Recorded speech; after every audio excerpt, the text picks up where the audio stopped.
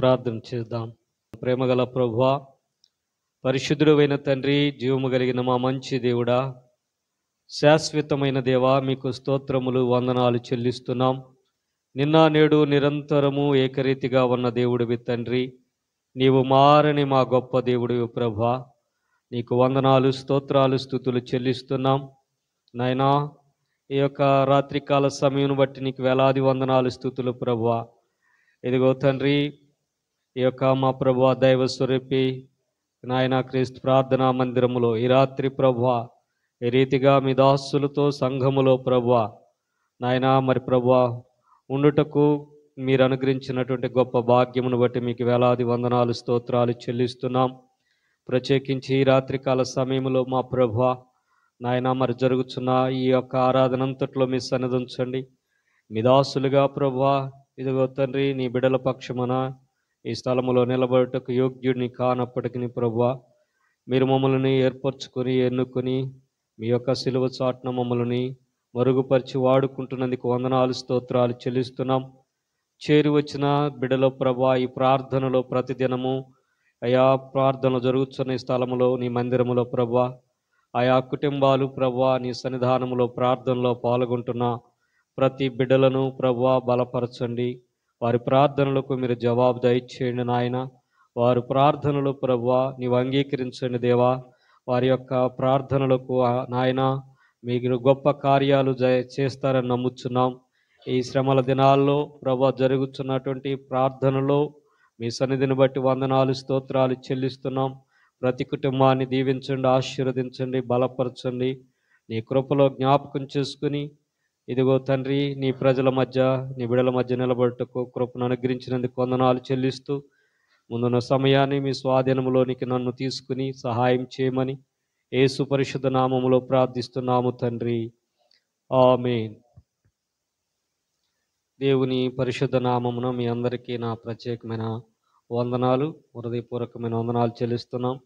ఈ సమయంలో దేవుడు నాకు ఇచ్చినటువంటి సమయము అనుకోని రీతిగా ఈ స్థలానికి రాత్రి మీతో ఉండటం దేవుని యొక్క కృప ఏర్పాటని నేను నమ్ముతున్నాను. మంచిది. ఈ సమయంలో ఎక్కువ మాట్లాడుకునే కంటే దేవుని వాక్యంలో కొద్ది నిమిషాలు త్వరగా దేవుని మాటలు విందాం. ఈ రాత్రి మరి జరుగుతున్నటువంటి ఉపవాస కూడికల గురించి మరి జరుగుతున్నాయి. ప్రతిరోజు రాత్రి దైవజనులు వర్తమానం ఇస్తూ ఉన్నారు. నేను కూడా వింటూ ఉన్నాను. 7-8 రోజుల నుంచి చూస్తూ ఉన్నా. మరి చక్కని వర్తమానాలు వింటున్నాం, బలపరచబడుతున్నాం. మరి దేవునికి మహిమ కలుగునుగాక. ప్రార్థనా పరురాలైనటువంటి అన్న ఏ విధముగా ప్రార్థన చేసింది. ప్రార్థనా పరురాలు అనటానికి ఒక మాదిరి అనేటువంటి ఒక సహోదరి స్త్రీ ఎవరంటే అన్న. ఈ రాత్రి ప్రార్థనా పరురాలైనటువంటి అన్న యొక్క భక్తి జీవితాన్ని మనం జ్ఞాపకం చేసుకుందాం, చదువుకుందాం. లేఖనాల్లో నుండి దయచేసి లూకాసు వార్త 2వ అధ్యాయం. ఆమె చరిత్ర కొద్దిగే ఉంటుంది కానీ ఆమె రాయబడినటువంటి వచనాలు 3 వచనాలు మాత్రమే ఉంటుంది తప్ప, కానీ ఆ 3 వచనాలు బలమైనటువంటి ఆమె యొక్క జీవితాన్ని మరి యేసు ప్రభువుకు ముందుగా రాయటము జరిగింది. ఈ అన్న యొక్క ప్రార్థన ఎలాంటి ప్రార్థన అంటే 3 వచనాలు శక్తివంతమైన వచనాలుగా రాయబడ్డాయి. దాన్ని రాత్రి మనం జ్ఞాపకం చేసుకుందాం, ధ్యానంలో తీసుకుందాం. అన్న యొక్క ప్రార్థన, ఇక్కడ చేరువచ్చిన స్త్రీలు చక్కని ప్రార్థనా జీవితాన్ని ఒకసారి అన్నాను మాదిరిగా తీసుకుని మన విశ్వాస జీవితంలో కూడా అట్టి ప్రార్థనలో ఎదగాలని మనము జ్ఞాపకం చేసుకుందాం.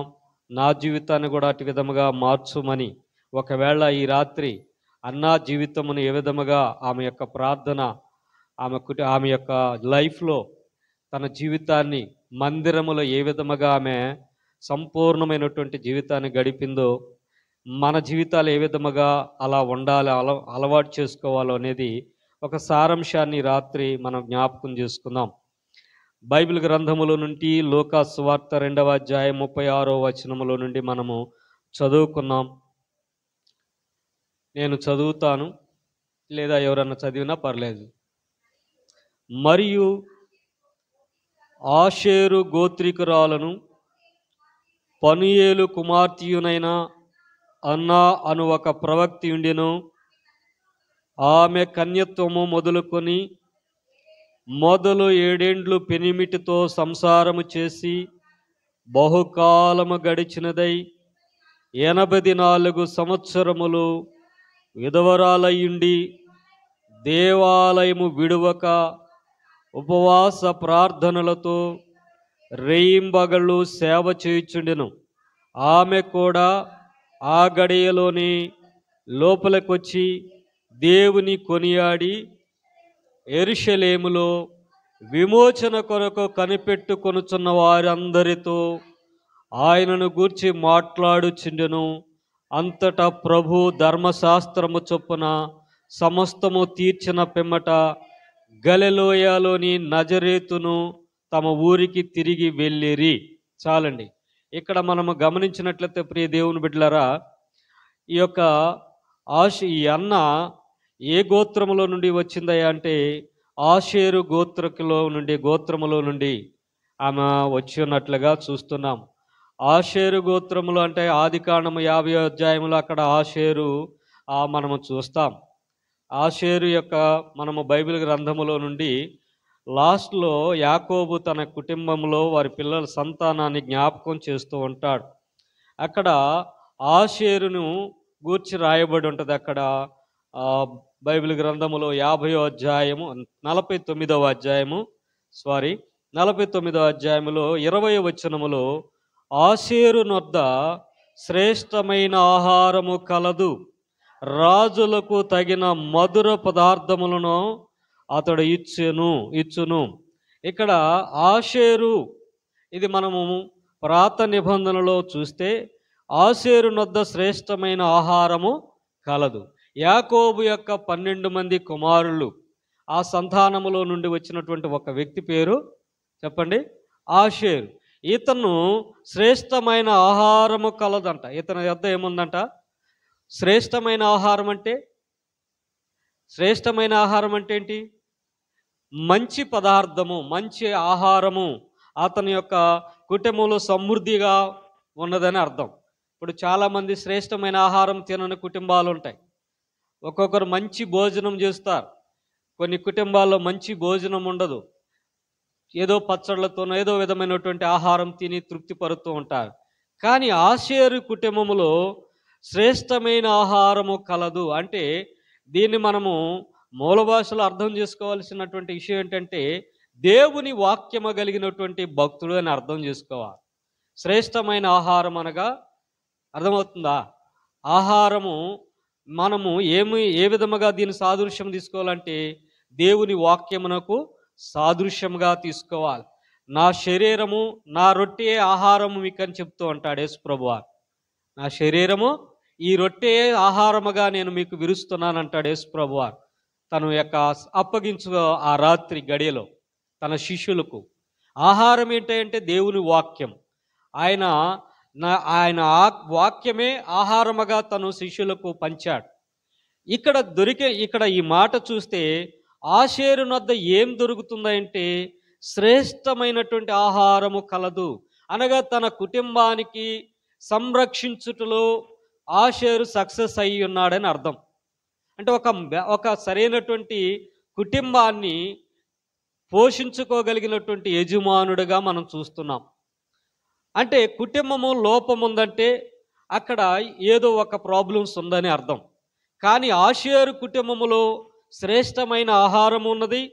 తర్వాత రాజులకు తగినటువంటి రాజులకు తగినటువంటి మధుర పదార్థములు అతడు ఇచ్చుచూ వచ్చినట్ట.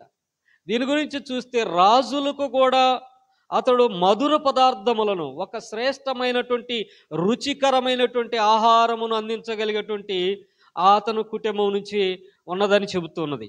అంటే తాను రాజులతో కూడా ఆయన సహవాసం చేయగలిగినటువంటి ఒక వ్యక్తి అని అంటాడు. మీరు రాజులైన యాజక సమూహం అంటాడు నూతన నిబంధనలో పేతురు పత్రికలో. మనం ఎవరమంట?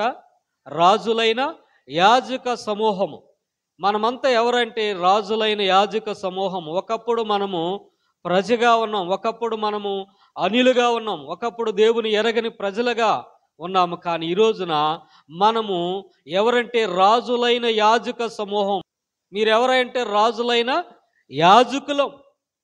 ఆ వంశంలో ఉన్నాం మనం. అలాంటి వంశములో నుండి వచ్చినటువంటి బిడ్డ ఏమే. నూతన నిబంధనలో వాళ్ళ వంశావళిలో మత్తయి సువార్త 1వ అధ్యాయంలో మీరు చదవద్దు, కానీ అక్కడ దావీదు వంశము నుండి తరాలు మీరు చూస్తూ వస్తే ఆ గోత్రములో నుండి ఆషేరు గోత్రికురాలంటే ఏమే ఇక్కడికి వచ్చింది. ఇక్కడ ఈ వంశాన్ని ఇక్కడ తీసుకురాగలిగాడు యేసుప్రభు వారు వచ్చేసరికి. ఈమె ఏ కుటుంబంలో నుంచి వచ్చిందయ్యా అంటే, ఇప్పుడు నీవే కుటుంబంలో నుంచి వచ్చావయ్యా అంటే, పలాని వారి కుటుంబము మాది, మా ఇంటి పేరు పలానని చెప్తావు, మా తండ్రి గారి పేరు ఇదని చెప్తావు. అలాగనే ఈమెకొక ఏముందంటే మూలం ఉంది. ఈమెకొక మూలం ఉంది అంటే ఈమె ఆషేరు కుటుంబంలో నుండి వచ్చినటువంటి వ్యక్తి అనా కదా. యేసు ప్రభు వారు ఎలా వచ్చారంటే బోయాజు వంశములో నుండి. అలా వారి కుటుంబ వంశావళిని మనం చూస్తూ ఉంటాం కదా. యేసు ప్రభుకు ఒక వంశావళి ఉంది. అలాగనే ఆషేరు కూడా ఒక వంశావళిలో నుండి ఆమె వచ్చినటువంటి వ్యక్తి. ఈమె అంటే ఈమె పూర్వీకులు ప్రార్థనాపరులు. వీరు దేవుని యందు భయభక్తులు కలిగినటువంటి కుటుంబముగా మనం భావించాలి. దేవుని కుటుంబముగా భావించాలి. ఎందుకంటే ఈ అనుభవం ఎలా వస్తుందంటే, మొదట తల్లి తండ్రి ప్రార్థన చేయగలిగిన అనుభవం ఉంటే, ప్రార్థించే అనుభవం, ఉపవాసాలు చేసేటువంటి అనుభవం ఉంటే మన పిల్లలకు వాటి అనుభవాన్ని వారు నేర్చుకోగలుగుతారు. మనము నేర్చుకోకుండా, మనం ప్రార్థన చేయకుండా మన పిల్లలను ఉపవాసం ఉండు అంటే ఉండగలుగుతారా? చేస్తారా? ఏమండి? ఎందుకు? నీవే 3 పూటలు అన్నం తిని నువ్వే చక్కగా నీ ఉద్యోగంలో బిజీలో ఉండి నీ పిల్లల్ని ఫాస్టింగ్ ప్రేయర్ చేసుకోరా, ప్రార్థన చేసుకోమంటే వాడు చేస్తాడా? ఏమండి? నీవు చర్చికి వచ్చే అనుభవం ఉంటే నీ పిల్లలకు చర్చికి వచ్చే అనుభవం ఉంటుంది. నువ్వు ప్రార్థించే ఉపవాసం ఉండేటువంటి అనుభవం ఉంటే నీ పిల్లలు కూడా, నేను కూడా మా మమ్మీలాగా నేను కూడా ప్రార్థన చేసుకోవాలి. ఇదిగో ఈ యొక్క మరి నాకున్నటువంటి ఎగ్జామ్స్ కానీ, లేకపోతే నాకున్నటువంటి ఏ అవసరతలో ఉన్నవో దానిలో నేను ప్రార్థన చేసుకుంటే నేను విజయం పొందుకుంటాననేటువంటి ఆ అవగాహన తేగలిగినటువంటి ఒక తల్లి అయి ఉంటే ఆ పిల్లలు ఆటోమేటిక్గా ప్రార్థన వారు చేసుకోగలుగుతారు, వాళ్ళు మోకాలించగలుగుతారు, వారు స్తుతించగలుగుతారు. ఇవన్నీ కూడా ఎక్కడి నుంచి వస్తుందంటే తల్లిదండ్రుల్లో నుండే వస్తాయి ఈ లక్షణాలు.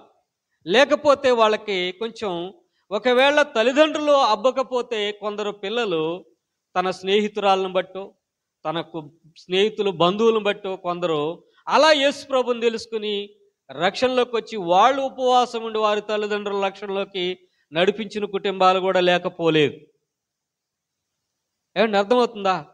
నేను ప్రభువుని తెలుసుకున్నాను ఈ విధముగా, మీరు కూడా యేసు ప్రభువుని తెలుసుకోండి అని చెప్పగలిగేటువంటి వస్తుంది అనమాట ఆ మార్పు. చూడండి, అలాగనే ఒకళ్ళ ద్వారా దేవుని వాక్యము తెలుసుకోవని ఆ వారి ద్వారా ప్రార్థన అనుభవంలోనికి నడిపించబడతారు. కానీ ఈ స్త్రీ, ఈమె గమనించినట్లయితే ఈ లూకాసు వార్త 36వ వచనంలో 2:36, 38 వచనాల్లో 3 వచనాల్లో ఇంత అద్భుతమైన విషయాలు రాయబడ్డది. ఈమె అన్న ఆషేరు గోత్రికురాలు అనగా ఈమె కుటుంబము మనం గమనించినట్లయితే భర్తతోనంట ఈమె పెనియేలు అనేటువంటి కుమార్తెరాలై ఉన్నదంట. ఆషేరు గోత్రములో పెనియేలు అనేటువంటి ఆమె యొక్క తండ్రి పేరు ఆమె కుటుంబంలో నుండి వచ్చింది. అయితే అన్నాను ఒక ప్రవక్తి విండును, ఆమె కన్యత్వము మొదలుకొని 7 ఏండ్లు పెనిమిటితో ఏం చేసిందంట? సంసారం చేసింది. కుటుంబంతో ఉన్నది, అత్తమామలతో ఉంది. అలాగనే ఆమె 7 సంవత్సరాలు అంటే ఒక ఫ్యామిలీకి ఆమె యవన వయసులో మరి ప్రదానం చేయబడ్డది, ఒక వ్యక్తికి భార్యగా అయ్యింది. తర్వాత ఆమె 7 సంవత్సరాలు మాత్రమే భర్తతో సంసారం చేసింది, అత్తమామలతో కుటుంబంతో ఉన్నది. తదుపరి అనారోగ్యము కారణమా మరొకట తెలియదు, కానీ తన భర్తను కోల్పోయింది. అర్థమవుతుందా? అయితే ఈ స్త్రీ ఏం జరిగిందంటే 7 ఏండ్లు పెనిమిటితో సంసారం చేసి బహుకాలము గడిచినదై 84 సంవత్సరాలు ఎదవరాలై ఉన్నదంట. ఏం చేసింది? బహుకాలము 84 సంవత్సరములు ఎదవరాండ్రిగా ఉన్నది, ఎదవరాండ్రి లెక్కలో ఉంది. అయితే ఈమె దేవాలయమును విడువక ఉపవాసము ప్రార్థనలతోనూ రేయి పగలు సేవ చేయుచూ ఉన్నది. మీరు జాగ్రత్తగా వినాలి. ఏంటంటే ఈమె 7 సంవత్సరాలే కుటుంబంలో ఉన్నదండి, కుటుంబముతో గడిపింది. తర్వాత వివాహమై 7 సంవత్సరాలైనటువంటి ఒక స్త్రీ అత్తమామలతో, ఆడపడుసుల మధ్య, లేకపోతే మరుదుల మధ్య, మరి ఈ జనరేషన్ కానీ లేకపోతే మా కాలంలో కొంచెం ముందుగా ఉన్నవాళ్ళు చూస్తే, ఒకవేళ భర్త ముందుగా యవన వయసులో చనిపోయి ఉంటే ఆ స్త్రీ చాలా కుటుంబముల అత్తమామల వేధింపులు, మరుదులు, లేకపోతే తోటికోడలు, ఆడపడుసులు, రకరకాలైనటువంటి చుట్టుపక్కల బంధువుల వలన అవమానములు, నిందలు, లేకపోతే శోధన, ఎటు వెళ్ళొచ్చినా ఏం చేసినా కానీ ఆమెను ఒక టార్చర్ పెడుతూ వస్తూ ఉంటారు. అది ఒక భయంకరమైనటువంటి ఆ కుటుంబంలో ఉన్నా కానీ ఆ స్త్రీ మాత్రము స్వేచ్ఛాజీవిగా బ్రతకలేదు. అర్థమవుతుందా? తనకు పిల్లలు కలిగి ఉన్నా కానీ తను స్వేచ్ఛగా ఎక్కడికైనా బయటికి వెళ్ళాలన్నా, ఒక షాపింగ్కి వెళ్ళాలన్నా, లేకపోతే మరొక దానికి, ఒక ఊరికి, ఒక పట్టణానికి, ఒక బంధువుల దగ్గరికి వెళ్ళాలన్నా చాలా భయంకరమైనటువంటి ఆమె ఆచితూచి వెళ్ళాల్సి ఉంటుంది. అయినప్పటికీ కొన్ని విధాలుగా ఆమె మీదకి వస్తూ ఉంటాయి. ప్రియులారా గమనించండి, ఆ దినాల్లో ఆ స్త్రీ నిర్ణయించుకున్నది ఏంటంటే, అయితే ఇక్కడ మనం గమనిస్తే ఆ దినాల్లో ఈ స్త్రీ ఎంత మరి శ్రమను ఎదుర్కొని ఉండొచ్చు, ఎంత కష్టాన్ని ఎదుర్కొని ఉండొచ్చు, మీరు ఆలోచన చేయాలి. స్త్రీలైన వారు దేవుని ప్రియులారా, ఆమె ఎంతగానంటే చాలా బాధలను పడినట్లుగా చూస్తున్నాం. ఈమె చేసినటువంటి త్యాగం ఏంటంటే, ఆమె ఒకటే నిర్ణయించుకుంది. 7 సంవత్సరాల తర్వాత ఆమె నిర్ణయించుకున్నది ఏంటంటే, దేవాలయమును, ఒకటి భర్తతో తనకున్నటువంటి ఆ యొక్క బంధము తెగిపోయింది. తన కుటుంబంలో ఉండవలసినటువంటిది ఈ స్త్రీకి దేవుని కృప ఏంటంటే గర్భఫలము లేదు, పిల్లలు లేకుండా ఉండటం వలన కొంత ఆమెకి బంధకాలు లేవు. ఆమెకి ఆ బంధకాల్లో నుంచి, లేకపోతే పిల్లలు పుట్టి ఉన్నట్టయితే ఒకవేళ బంధకాలు ఉండేవి. వాళ్ళని ఎలా చదవాలి, వాళ్ళని ఎలా పోషించుకోవాలి, వాళ్ళ కోసం తను చాలా జాగ్రత్తలు పెట్టుకోవాల్సి వచ్చేది. కానీ ఆమె యొక్క లైఫ్ను ఎలా త్యాగం చేసిందంటే, దేవుని మందిరానికి ఆమె సమీపముగా ఉన్నట్లుగా, దేవుని మందిరమును ఆమె 7 సంవత్సరాలు మాత్రమే కుటుంబంలో ఉంది, అనుభవించింది భార్యాభర్తలు సంతోషము, సుఖాన్ని, శ్రమలను. కానీ తదుపరి ఆ స్త్రీ ఇక మిగిలినటువంటి సంవత్సరాలు ఆమె జరిగించిన దినాలు ఏంటంటే 84 సంవత్సరాలు దేవాలయమును విడువక ఉపవాస ప్రార్థనలతోనూ రేయి పగలు సేవ చేయుచు అన్నదంట. దేవునికి స్తోత్రం, హల్లెలూయా. అర్థమవుతుందా నా మాటలు? రేయి పగలు అంటే ఎక్కడున్నది ఈ స్త్రీ? బంధువుల ఇంటికి వెళ్ళిందా? పోషించబడాలంటే ఎవరో ఇంటికి వెళ్ళి ఆశ్రయించాలి. ఎవరో ఇంట్లో ఏదో ఒక చిన్న పని చేస్తే ఆ రోజు ఆహారం పెడతారు, వస్త్రాలు ఇస్తారు, మరి ఇంకేదో పనులు చేసుకుంటూ బ్రతికేయాలి. కానీ ఈ స్త్రీ, నేను చచ్చినా బ్రతికినా ఇదిగో నేను నమ్ముకున్నటువంటి నా దేవుని ఆలయములోనే నేను ఉండాలి అని తీర్మానం చేసుకున్నది. అర్థమవుతుందా?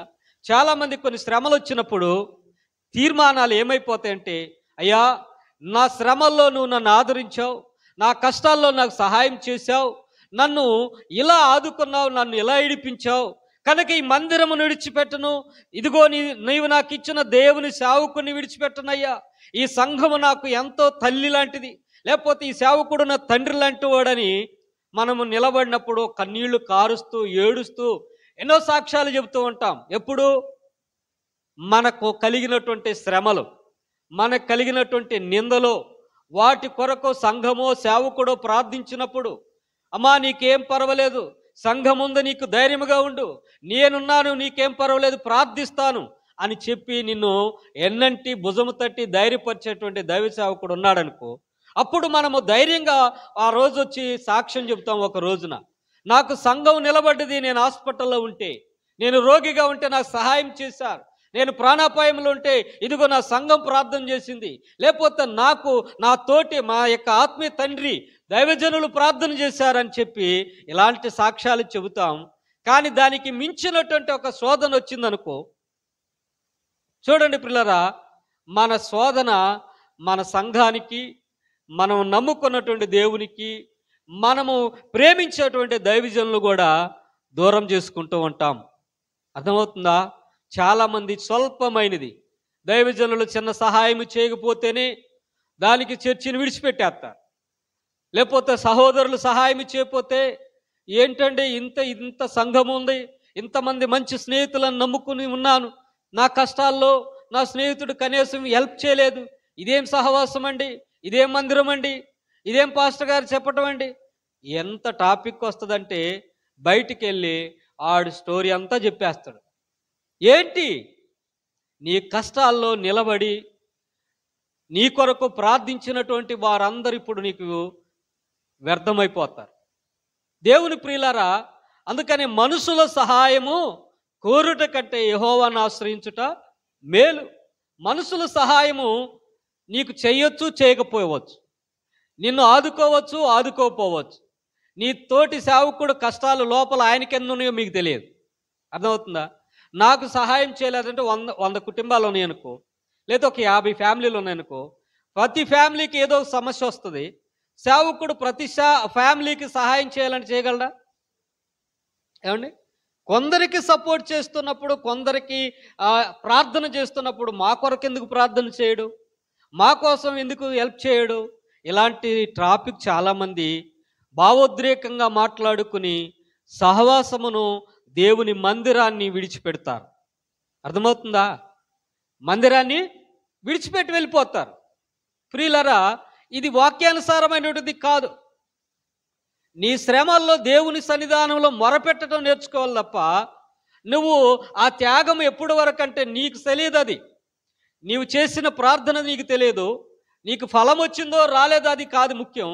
కానీ నువ్వైతే ప్రార్థన చేసావు, విత్తనం ఎత్తుతున్నావు, కోత కోసుకునే వరకు నువ్వు ఎదురు చూసే వరకు ఎదురు చూడాలి తప్ప, ప్రతి దానికి కూడా నిన్ను నీవుగా విమర్శించుకుంటూ నీవు సంఘములో కూర్చుంటే నీవు దేవుని మందిరములో నీవు ఆ ప్రయోజనాన్ని పొందుకోలేవు. ప్రార్థన కూడా అంతే. ఉపవాసం ఉన్నది అన్నప్పుడు ఏం చేయాలి? ఎవరినో ఉద్దేశించి పరిగెత్తుకుని రావాల్సిన అవసరం లేదు. నిన్ను నీవుగా ప్రూఫ్ చేసుకోవాలి దేవునిలో. నిన్ను నీవుగా ఆత్మతో నింపబడటానికి నువ్వు నిర్ణయించుకోవాలి తప్ప, నేను ప్రార్థన చేయమ్మా అని, ప్రార్థన చేసుకో బ్రదర్, ఈ ఫాస్టింగ్ ప్రేయర్స్ నడుస్తున్నాయి కదా, మీరు రండి బ్రదర్ అని చెప్పి నిన్ను ప్రోత్సహిస్తే నువ్వు వస్తావు, 2 వారాలు నాకు ముఖం చూపిస్తావు. 3వ రోజు నువ్వేం చేస్తావు చెప్పండి?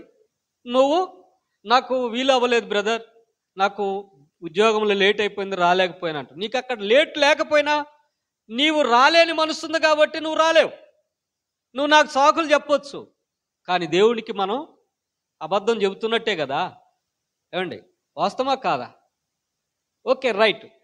ఈ ఆషేరు, ఈ యొక్క అన్న తన జీవితంలో దేవాలయమును మొట్టమొదటిగా ఈమె ఫలించటానికి ఒక ప్రత్యేకత ఏంటంటే, ఈ స్త్రీ ఫలించబడటానికి లేదా ఆశీర్వదించబడటానికి కారణం ఏంటంటే, ఈమె మొట్టమొదటిగా దేవాలయమును ఆమె ఎన్నుకుంది. అర్థమవుతుందా? ఆమె దుఃఖమును విడిచిపెట్టింది. ఆమెకు ఒక గుండెల నిండా దుఃఖం ఉంది. భర్తను కోల్పోయింది. ఆ కుటుంబంలో వాళ్ళందరూ కొంచెం చిన్న చూపు చూడొచ్చు. ఏంటి ఇంత చిన్న వయసులో ఈమె వచ్చింది, ఈమెను చేసుకున్నాక నా కొడుకును పోగొట్టుకున్నానని చెప్పి అత్తమామలు ఈ చాలా మాటలు వస్తాయి. ఇప్పట్లో కొంత తక్కువయిందేమో తప్ప, ఎందుకంటే ఈ దినాల్లో భర్త నచ్చకపోతే డైవర్స్ ఇచ్చేసి మరో పెళ్లి చేసుకుంటున్నారు, భార్య నచ్చకపోతే డైవర్స్ ఇచ్చేసి పెళ్లి చేసుకుంటున్నారు. ఈ కాలం వేరు, ఆ కాలం వేరు. అర్థమవుతుందా? ఆ కాలంలో నువ్వు నచ్చినా నచ్చకపోయినా, నిన్ను బాధ పెట్టినా, నిన్ను చూడకపోయినా ఆ భర్తకి అలాగే ఆ భార్యగా ఉండాలి, ఆ భర్త భార్యకి అలాగే ఉండిపోవాలి, ఆ కుటుంబం అలాగే జాగాలి, జీవించాలి. అర్థమవుతుందా? ఈ రోజున భర్త సరిగ్గా శాలరీ తేటలేదు, నన్ను పోషించట్లేదంటే మమ్మీ నేను డైవర్ట్ ఇచ్చేస్తున్నాను అనగలోనే ఇచ్చేయమ్మా అంటారు. వచ్చేసాయి, కోర్టుకేసుకుందాం, మొత్తం తీసుకుని వస్తాడు వాడు. మొత్తం మనం ఏమి ఇచ్చినా మొత్తం తీసుకురావాలి. అప్పుడు దాకా ఆడి సంగతి చూద్దాం, నువ్వు రా అంటుంది. అర్థమవుతుందా? చాలా కుటుంబాలు ఇదే జరుగుతున్నాయి. కానీ తర్వాత మరి వచ్చే ఫ్యామిలీ మరో వ్యక్తిని వివాహం చేసుకుంటే నా పరిస్థితి ఏమవుతుంది? ఇతను ఇంతకంటే మంచిగా చూసుకుంటాడా, లేకపోతే ఇంతకంటే ఇంకా టార్చర్ పెడతాడనేది ఈ రోజుల్లో గ్రహింపు లేదు. తన సుఖం చూసుకోవటానికి, తనకు ఆ లైఫ్ ఎంజాయ్మెంట్ కోసం కొందరు ఏం చేస్తున్నారో తెలుసా? తుచ్చమైన కొద్ది కాలాన్ని ఇలా ఎంజాయ్ చేయటానికి అవసరమైతే ఆ సంసారాలని డైవర్స్ దాకా వెళ్ళిపోతున్నాయి. ఇలా నేటి క్రైస్తవ సమాజం కూడా అలాగనే పరిస్థితులు ఎదుర్కొంటున్నారు. దేవుని ప్రియులారా గమనించండి, ఈ స్త్రీలో నేను గ్రహించినటువంటి విషయం ఏంటంటే, ఈమె ప్రార్థన ఎంచుకున్నది. రెండవది ఏంటంటే, ఆమె దేవాలయమును విడువక ఉపవాసాల్లో, అనగా సంఘం ఉపవాసం ఉంటే ఈమెకి ఏం బాధండి? ఇంకా నాకు వెనకాల పిల్లలని సాధేది ఉందా? నా పిల్లల కోసం నేను కష్టపడాలి, ప్రార్థన చేసుకోవాలి, వారి కోసం ఉపవాసం ఉండాలి, వారి వివాహాలు చేయలేక ఉద్యోగాల కోసం నేను ఉపవాసం ఉండుకోవాలని ఉంటారు అలాంటి అవసరత ఉన్నవారు. కానీ ఈ స్త్రీకి ఏ అవసరత లేదు. కానీ ఈమె సంఘములో, మందిరములో రేయి పగలు ఒక ఒక బలమైనటువంటి తీర్మానము, కమిట్మెంట్ చేసుకుంది.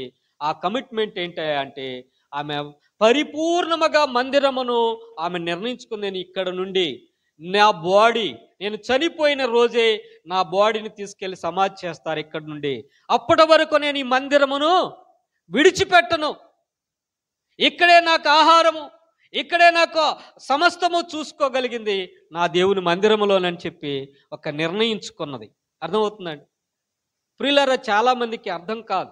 దేవుని మందిరం అంటే ఏదో వచ్చిపోయేటువంటి ఏదో టైంపాస్ భక్తి అనుకుంటారు. టైంపాస్ భక్తి చేసేవాడికి టైంపాస్ భక్తిలాగే ఉంటుంది. కానీ ఇందులో ఉన్నటువంటి ఆత్మీయ మెలకువలను, ఆత్మీయ ఆశీర్వాదాలను ఎరిగి ఉంటే మన ఆధ్యాత్మిక జీవితము ఎక్కడికి వెళ్ళొచ్చినా కానీ మందిరాన్ని జ్ఞాపకం చేసుకుంటాం. మన ప్రవర్తన ఎలా ఉంటుంది ఆలోచన చేయాలి. అర్థమవుతుందండి? ఈ స్త్రీలో ప్రార్థన మానక ఉపవాసం ఉంటూ రేయి పగలు సేవ చేయొచ్చు ఉన్నదంట. ఈమె పల్లించినటువంటి రెండో విషయం ఏంటంటే, ఈమె పల్లించినటువంటి ఒక ప్రత్యేకమైనటువంటి యవన కాలములో భర్త పోగొట్టుకున్నా కానీ ఈమె అంట ఎన్నో శోధనలు ఎదుర్కొంది. ఎన్నో శోధనలు ఎదుర్కొనటమే కాదు, ఆ శోధనలు జయించింది, పోరాడింది, పోరాటాలను ఎదుర్కొన్నది. ఇన్ని మరి పరిస్థితుల్లో నుండి ఈ స్త్రీ దాటినట్లుగా మనం చూస్తున్నాం. ఆ మూడో విషయం ఏంటంటే, దేవాలయమునంట విడువక ఉపవాస ప్రార్థన రేయి పగలు సేవ చేయొచ్చు ఉన్నది, విజ్ఞాపన చేస్తూ వచ్చింది. తర్వాత యేసయ్య కొరకు ఎదురు చూస్తుంది. ఈమె ఏం చేసిందో తెలుసండి? ఈమె ఇంతగా ప్రార్థన ఎందుకు దేవుని మందిరాన్ని నమ్ముకొని వదిలిపెట్టకుండా ఉన్నది అంటే, ఈ స్త్రీ ఆమె ఒక సత్యాన్ని గ్రహించింది. ఈ లోకానికి మెస్సయ్య రానున్నాడు, యేసు క్రీస్తు ప్రభువారు రాబోతున్నాడు, పుట్టబోతున్నాడు. ఆ మెస్సయ్య పుడతాడు. ఆయనని నేను ఈ వయసులో నేను కన్ను మూసేలోగా ఆ మెస్సయ్యని, ఆ ప్రభువుని, ఆ లోకరక్షకుని నా చేతులతో ఎత్తుకొని నేను ముద్దు పెట్టుకుని, ఇదిగో నా ప్రభు, నా తండ్రి నన్ను పిలుచుకుంటే చాలు, ఇక నాకు ఈ భూమి మీద నేనేమి, నాకే ఆశ లేదు, ఇక ఆయన నేను కన్నులతో చూడాలని. దేవా, అయ్యా, నా జీవితంలో నిన్ను చూసే వరకు నా కన్నులు మూయబడకూడదని చెప్పి ప్రార్థన చేసుకుంటూ ఉంది ఆమె. హల్లెలూయా! వాస్తవమా కాదా? ఆమె ఏం చేసిందంటే, మూడో పాయింట్లో మెస్సయ్య కొరకు ఎదురు చూస్తున్నదంట. ఎంత అద్భుతమైనటువంటి స్త్రీ అండి! ఇప్పుడు మనం కూడా ఎందుకు సంఘము, ఎందుకు ఈ ప్రార్థనలు, ఎందుకు ఈ ఉపవాసాలు, ఎందుకు మీటింగ్సు, ఎందుకు ఈ సహవాసము అనగా, ఆయన రానున్నాడు. ఆయన లోకమునకు మరలా తిరిగి రెండవ సారి ఆయన రానున్నాడు. ఆ యేసయ్యను మనము కలుసుకునే గడియ రాబోతున్నది. ఆ యేసయ్యతో మనం సహవాసం చేసిన వారు ఆయనతో మనం చూడగలుగుతాం. ఆ నిరీక్షణ ఉండాలి. ఆ పునరుద్ధాన దినము కొరకు ఎదురు చూడాలి తప్ప, మనమేదో వచ్చాము, మేము కూడా భక్తిలో ఉన్నాం, భక్తిపరులముగా ఉన్నాము కాదు. నీ భక్తి ప్రభువారు వచ్చినప్పుడు మరలా ఆయనను నువ్వు కనుగొన్న నీ భక్తి, అందుకంటాడు ఈ రోజున చాలామంది సంఘములో విశ్వాసము తక్కువైపోయింది అంటాడు పౌలు భక్తుడు. విశ్వాసము చూద్దామంటే ఒక్కరిలో కూడా ఏడన్నా కనబడతారేమంటే విశ్వాసము కనబడట్లేదు. విశ్వాసములో లేకపోతున్నారు. మరి మెస్సైని ఎలా చూడగలుగుతాం? మన నిరీక్షణ ఏంటంటే ఆ ప్రభు రాకడలో మనము ఒకవేళ ముందుగానే ఒక 50 సంవత్సరాలలో మనము రాకపోవచ్చు యేసయ్య భూమి మీదకి, మన కన్ను మూసామని. ఒకవేళ మన భక్తి జీవితంలో విశ్వాసములో చక్కగా మన యాత్ర ముగించామనుకో, ఒకవేళ ఆయన పిలుపు వచ్చినప్పుడు మొట్టమొదట ఎవరు ఎత్తబడతారు? ఎవరు చూస్తారు? మొదట మృతులైన వారే తండ్రిని చూస్తారు, సజీవులైన వారు తర్వాత. మరి ఇప్పుడు మనం ఏం చేయాలి అంటే, మృతులందిన వారు కూడా ధన్యులే కదా, వాస్తవమా కాదా? అంటే మనం బతికినోళ్ళే గొప్పోళ్ళ కాదు. వారు మంచి క్రియలతో వారు కన్ను మూశారనుకో, వారి క్రియలు వారితో వస్తాయా రావా? తబిత ఎదవరాలుగా ఉండి దేవుని మందిరములు పేతురు దినాల్లో తబిత ఎలా చేసింది? ఆమె ఎదవరాలుగా ఉండంట మందిరములో తన బలమైనటువంటి ఒక పరిచర్య చేస్తూ ఉన్నది. సంఘములో ఉన్నటువంటి పేదలకు ఆమె టైలరింగ్తో మిషన్ కుట్టు పని చేస్తూ బట్టలు కుట్టి ఆమె సహాయపడుతూ ఉండేదంట చాలామంది. యవనస్తురాలుగా ఉంది కొంత, ఆమె చేయగలిగిన శక్తి ఉంది. ఆ మందిరంలో ఏం చేసేదంటే, మందిరములో ఉంటూ సహవాసములో ఉంటూ దైవజనుల యొక్క అవగాహన కలిగి ఆమె ఏం చేసేదంటే ఉపకార ధర్మం చేస్తూ ఉండేదంట. ఆ స్త్రీ ఉపకార ధర్మం ఎవరికి? తన తోటి సహోదరులు ఎవరన్నా బట్టలు లేవనున్నాయా, లేకపోతే ఎవరికైనా వస్త్రత లేకపోతే ఆహార పదార్థాలు తక్కువ కొన్నదా, వాళ్ళ ఇంటిని పరామర్శించేది. ఏమకు అవసరం లేదు, వెనక ముందు ఎవరు లేరు, ఏమో కష్టపడినది ఆ ఇంటి వాళ్ళకి తీసుకెళ్ళి ఇచ్చి, ఇలాంటి మర్యాదలు చేస్తున్నప్పుడు, ఇలాంటి ఉపకార ధర్మం చేస్తున్నప్పుడు ఈ స్త్రీ చనిపోయినప్పుడు సంఘం అక్కడ నిలిచి, సంఘము తబిత యొక్క ఉద్దేశము, తబిత యొక్క క్రియలను సంఘం ఏం చేసింది చెప్పండి? ఏడుస్తూ కూర్చుని ఆమె యొక్క క్రియలను జ్ఞాపకం చేసుకున్నారంట పేతురు గారు వచ్చే వరకు. దేవుని ప్రియులారా, ఎంత ధన్యురాలు ఆమె, ఎంత ధన్యురాలు ఆ స్త్రీ, వాస్తవమా కాదా? ఈ రాత్రి నీ ఉపవాసము ఎలా ఉండాలంటే, ఇతరులకు ఉపయోగకరముగాను నీవు దేవునికి మహిమకరముగా జీవించటానికి నీ ఉపవాసం ఉండాలి తప్ప, ఉపవాసం ఉంటావు నీవు మరలా సాయంత్రానికి నీ స్వభావాన్ని బయలుపరుచుకున్నావు అనుకో, అటు ఉపవాసము దేవుడు అనుకూలముగా ఉండదు. అటు ఉపవాసం అనుకూలమైంది కాదు. దేవుని ప్రియులారా, మనము గమనించినట్లయితే తిమోతి రాసిన పత్రిక 1 తిమోతి 5:10 మనం చూద్దాం. ఆ తిమోతి పత్రికలో పౌలు భక్తుడు ఈ లేఖలో చెబుతున్న విషయం ఏంటంటే, సంఘములో ఈమె మనం గమనించినట్లయితే సత్క్రియలకు పేరు పొందిన విధవరాళ్ళు వాళ్ళు ఏమై ఉన్నారంటే, పిల్లలను పెంచి పరదేశులకును ఆతిథ్యమిచ్చి పరిశుద్ధుల పాదాలు కడిగేటువంటి వ్యక్తులుగా ఉంటారు. వీరెవరు చెప్పాలి? సత్క్రియలకు పేరు పొందటం అంటే, ఈ స్త్రీ చేయవలసిన పని ఏంటంటే, ప్రియులరా, ఈమె చేసిన పని ఏంటంటే, ఈ విధవరాలు పిల్లలను పెంచి కార్యక్రమం అంటే తనకొక బాధ్యతను, అనగా కొడుకుల పిల్లలు, బిడ్డ పిల్లలు, లేకపోతే ఆ కుటుంబంలో ఎవరైతే చిన్నపిల్లలు ఉన్నారో వాళ్ళని కేర్ తీసుకోటువంటి బాధ్యత. కానీ ఈ స్త్రీ ఏం చేస్తుందంటే, పిల్లలను పెంచే బాధ్యతను తీసుకుంటుంది. తర్వాత పరదేశులకు ఆతిథ్యం ఇస్తుంది. పరదేశులు అనగా ఆ కుటుంబానికి ఎవరైతే బంధువులు ఎవరైతే వస్తూ ఉంటారో వారికి ఏం చేస్తూ ఉంటుందంటే, ఈ స్త్రీ ఆమె ఆతిథ్యం ఇస్తుంది. వచ్చిన వారికి ఆహారము వండివ్వటం, వారికి వడ్డించటము, వారి యొక్క యోగక్షేమాలు అనగా చేయగలిగిన శక్తి ఉన్నది. ఇలాంటి పరిస్థితులు కలిగి ఉంటుంది. అంతేకాకుండా ఈ స్త్రీ ఏం చేస్తుందంటే ప్రియులారా, మరియు పరిశుద్ధుల పాదాలు గడిగేదాన్ని. అర్థమవుతుందా? ఆమె కుటుంబాన్ని సంరక్షించుకోగలుగుతుంది. మరలా మూడో పని ఏం చేస్తుందంటే, పరిశుద్ధుల యొక్క చెప్పాలి పాదాలు కడగటం అంటే ఏదో రాగానే వచ్చి నీళ్లు పెట్టి కడగటం కాదు. ఆ దైవజనుడి యొక్క ప్రేమను గుర్తిస్తుంది. ఆ దైవజనుని యొక్క ఆయన యొక్క భక్తిని గుర్తించగలిగిన స్త్రీ అన్నమాట. అందుకని ఆమె పాదాలు కడిగిందని రాయబడింది. చూడండి, దైవజనుడిని దైవజనుడు ఏంటి పరిస్థితి అని చెప్పి వెంటనే, అయ్యా ఇదిగో, ఆమె చెప్పుకుంటుంది పరిస్థితిని, దైవజనుని ఎదుట చెప్పుకుంది. దేవుని మందిరములో నువ్వు ప్రార్థన చేస్తున్నప్పుడు నీ మనవులు దేవుని మందిరంలో చెప్పుకోవాలి. నేను వచ్చిపోయే వ్యక్తిగా ఉండకూడదు, నేను వచ్చిపోతున్న దానిగా ఉండకూడదు. దేవుని మందిరములో నీ ప్రార్థన విన్నపములు తెలియపరచాలి. దేని కొరకైతే నువ్వు చేస్తున్నావు ఈ ప్రార్థన, ఏదో చెప్పాడు పాస్టర్ గారు, ప్రకటన చేశారు, వచ్చాను పోయేని వ్యక్తిగా ఉండక, నీ కుటుంబ సమస్య, నీ వ్యక్తిగత సమస్య, నీ ఆత్మీయ సమస్య, నువ్వు ఆత్మీయ జీవితంలో ఎదగలేకపోతున్నావా? ఒకవేళ ఆత్మీయ స్థితిలో వెదగటానికి ఈ ఉపవాస ప్రార్థన లేకపోతే ఈ ప్రార్థనలు, నీవు ఈ వాక్యంలో నువ్వు ఆ శక్తిని కలిగి నువ్వు ప్రార్థన చేయగలిగితే నీవు ఆ శక్తిని పొందుకోగలుగుతావు. లేకపోతే నువ్వు ఆ ప్రార్థన చేయలేవు. నేను ఒక మామూలుగా వచ్చిపోయే వ్యక్తిగానే ఉంటాను.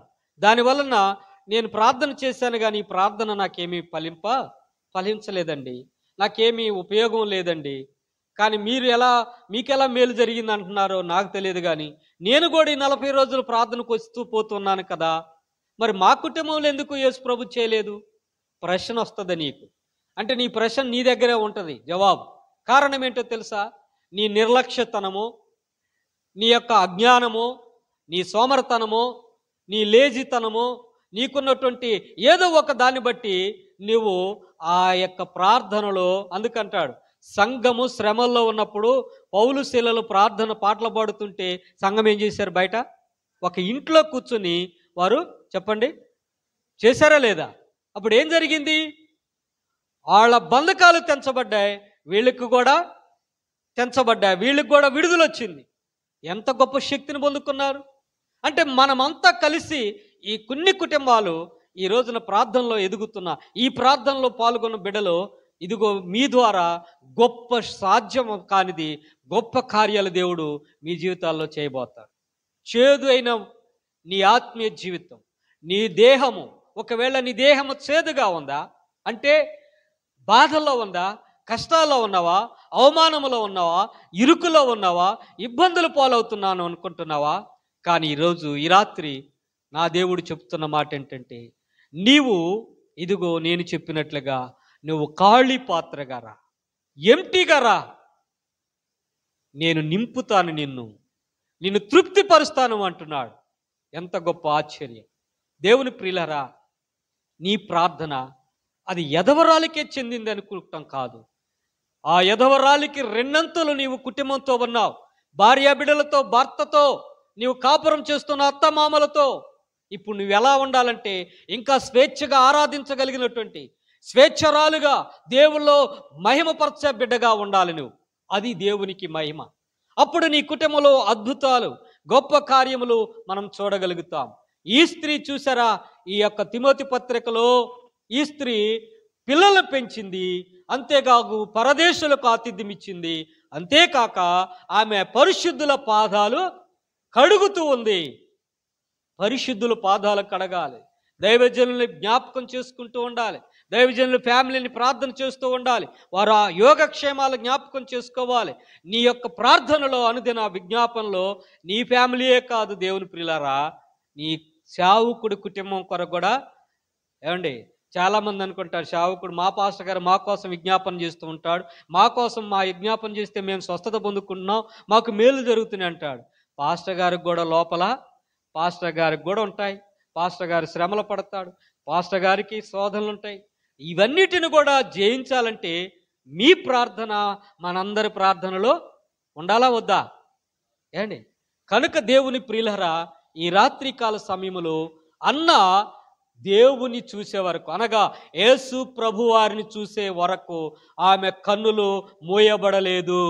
అన్న రాత్రింపగళ్ళు, అనగా రేయి పగలు దేవాలయమును విడువక ఉన్నది. అర్థమవుతుందా? ఒక సందర్భములో దావీదు కీర్తనాకారుడు అంటాడు, నేను నా దేవుని మందిరమును విడిచి చాలా దినాలయ్యి, అయ్యో నా దేవునికి నేను ప్రార్థించగా చాలా దినాలైపోయింది, నేను ఎంతగా నా హృదయము తపన పడుతుందంటాడు, నా హృదయము తృష్ణగొనుతుందంటాడు, వేదన పడుతుందంటాడు. ఇలాంటి మాటలు ఎవరైనా చెప్పగలుగుతారా? ఆయనకు ఆ ఉన్నటువంటి దేవుని మందిరం మీద ప్రేమ, ఆయనకున్నటువంటి దేవుని మందిరం మీద మక్కువ. కనుక ప్రియులారా, ఈ ఉపవాస ప్రార్థనలో నీకున్నటువంటి కొన్ని విషయాలు ఏమై ఉండాలంటే, నీలో శరీర కోరికలను చంపుకోగలుగుతావు. ఈ ప్రార్థనలో శరీర కోరికలు చచ్చిపోతాయి, శరీరెచ్చలు చచ్చిపోతాయి. తర్వాత భావోద్రేకమైనటువంటి విషయాల్లో నువ్వు చంపుకోగలుగుతావు, జయించగలుగుతావు. అలాగనే మనము ఏంటంటే మనల్ని మనం నలగొట్టుకుంటున్నాం ఈ ప్రార్థనలో. ఈ ప్రార్థన నలగొట్టుకోవటం వలన మన శరీరములో ప్రేరేపిస్తున్నటువంటి ప్రోత్సహిస్తున్నటువంటి లోక సంబంధమైన వాటిని నీవు ఈ ప్రార్థనలో ఏం చేయగలుగుతావంటే జయించగలుగుతావు. నీకు ఆ కోరికలను తొలగిపోతాయి నీ నుండి, నీ కన్నుల ముందు, నీ ఆలోచనల ముందు. దేవుని ప్రియులారా, ఇలాంటి ప్రార్థన ఎంతో గొప్ప త్యాగం. ఈ ప్రార్థన చేయటంలో ఆ యొక్క అన్న ఎంతో శ్రద్ధ కలిగి తన మందిరాన్ని విడిచిపెట్టక, అందుకనే దేవుని ప్రియులారా, మనము చూస్తే బైబిల్లో మోషే గారు 40 రోజులు ఫాస్టింగ్ ప్రేయర్ చేశారు. ఇశ్రాయేలు కొరకు దేవుడు పిలిచినప్పుడు సినాయి కొండ మీదకి వెళ్ళి ఆయన ప్రార్థన చేశాడు 40 డేస్. ఆయన రేయి పగలు దేవాలయమును, కుటుంబాన్ని విడిచిపెట్టి, అక్కడ ఉన్నటువంటి ఇశ్రాయేలుని విడిచిపెట్టి దేవుని పర్వతం మీదకి వెళ్ళి 40 దినాలు ఉపవాస ప్రార్థన చేశాడు. ఏలియా చేశాడు. ఏలియాను అహాబు దగ్గరకు పోయే వరకు శక్తికి మించిన ప్రయాణానికి ముందుగానే 40 రోజులకు ముందుగా ఏలియాకి దేవదూత ఆహారము తినిపించి ఆయన తీసుకెళ్ళి ప్రయాణం చేశాడు. ముందుగా పెట్టి ఆయన నడిపించాడు. యేసు ప్రభు వారు చూస్తే ఆయన సువార్త ప్రారంభానికి ముందుగా ఈ లోకములో ఉన్నటువంటి సకల దురాత్మ శక్తులు, ఈ లోక సంబంధమైన వాటన్నిటిని జయించటానికి ఆయన 40 రోజులు ఆయన అరణ్యములో ప్రార్థన చేసినట్లుగా రేయి పగలు. మత్తయి సువార్త 4వ అధ్యాయం 1 వచనాల్లో ఆయన 40 దినాలు ఉపవాస ప్రార్థన జరిగింది.